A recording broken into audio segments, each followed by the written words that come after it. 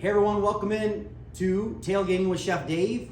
I'm here with my buddy and best friend, Jason Hayden, Chef Jason Hayden, I should say. Week 10, we're doing Chicago versus Detroit, Chicago tailgating foods. When you think of iconic foods from Chicago, Jason, what are your go-tos, your top things? I know there's a few that it should be really easy. I mean, Chicago-style pizza, Boom. Chicago-style hot dogs. Boom. Yeah. But we don't do the go-tos here. Yeah, totally. We So try to do something a little different, maybe off the beaten path. But I would like to mention a couple other things, some little basic research, because I thought the same thing. The deep dish pizza, the hot dog definitely, popcorn. The Chicago, everything's like Chicago style. Like they don't. It's not like they invented a hot dog or do a hot dog different or whatever. It's just that they set it up a different way, right? Pizzas, totally. Let's put a bunch of stuff on here, mask the taste of this bologna log. But nonetheless. There's a couple other things, and it was there's two things specifically. The rainbow cone, which is like this rainbow ice cream cone. I had no clue, but I've never heard of that seems to be a either. Chicago thing. The flaming cheese or the flaming saganaki. You get it like the Greek restaurants or the Coney Islands here in Michigan. In Chicago, it was invented there or started there. So the flaming cheese is something that's very, very tried and true to Chicago per se, I guess, or started there. It's kind of weird because Coney's are kind of local to Michigan. Seems like, yeah, it's kind of odd there There's for us. not even any on the other side of the state. And this other one, and I could be pronouncing this way wrong, but I'm sure someone the Spanish will help me. Jabrito sandwich. It's like smashed plantains. They use it as maybe the bread, and then they put literally slow roasted beef, right? And then slice it real thin, and it's literally like a steak sandwich or a beef sandwich with plantains as the bread. Sounds really interesting. Yeah, I would definitely try it, but it wasn't necessarily a tailgate friendly kind of thing, smashing a bunch of plantains. I mean, the weather has shifted. It's hunting season, right? You gotta get out there and get them deer. But today, so we're talking about Italian beef, right? So I think that this is very easy for anybody to make. It's very tailgate friendly in the sense of you can roast this beef ahead of time, right? You can roast it ahead of time for a while if you want, 2, 3, 4, 5 days. But the idea is that we took a top butt or a top round. You can take either a round or a butt, sirloin, if you will. We did the sirloin. Season it super well. I mean, garlic, salt, pepper, the Italian herbs, basil, oregano, a lot of red pepper flake, and black pepper. And so I seasoned that bad boy really well, and I put it in beef stock or beef broth. There was a base in the pan, about 2 inches high, and then you put the big roast on top of that. Uncovered, throw it in the oven, 350 for about 3.5 hours. It's going to come nice and tender. On the outside, and then all the juices to make the gravy on the inside. Exactly. All those juices that flow through that beef kind of stuck inside that, or got involved with that broth that we started.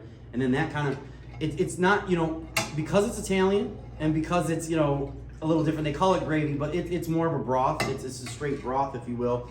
But we're okay with calling it a gravy. And so what I did was we roasted that beef, and then I separated the beef from the stock or the juice that was left there, and then reduced that a little bit, strained it quite a few times, so make sure you get those impurities out of there. So we have a nice, true, it's very peppery, red pepper forward. And so what you do is day of, you got your stock, and then you got your roast. And so the day before or day of, you can slice this bad boy as thin as possible. They say shave it paper thin. We slice it really thin on a slicer here, so we're lucky. Or you could use a knife, doesn't matter.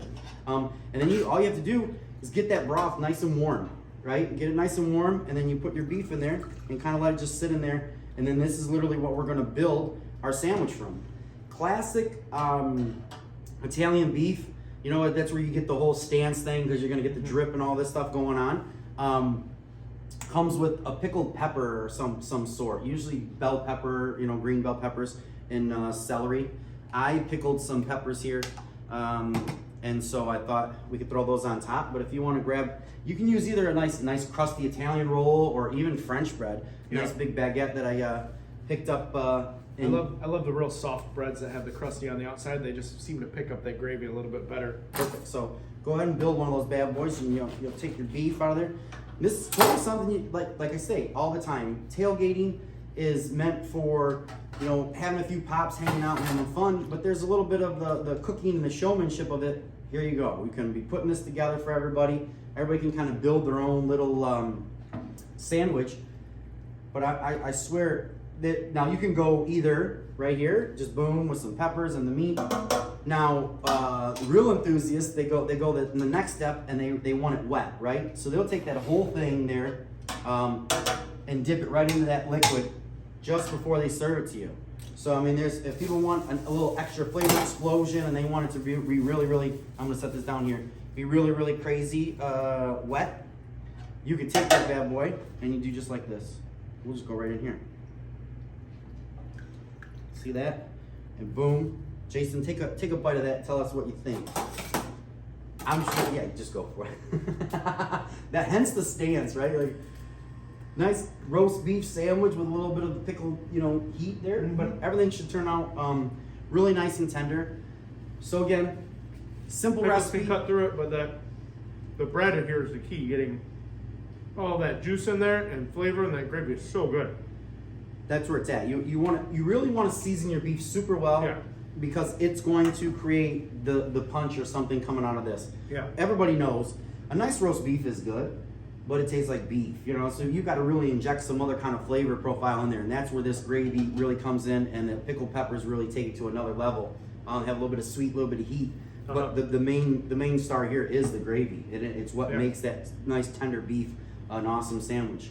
So don't forget, check us out on YouTube, Tailgating with Chef Dave. We'll be back for week 11, hopefully. Who knows what we're going to do for week 11.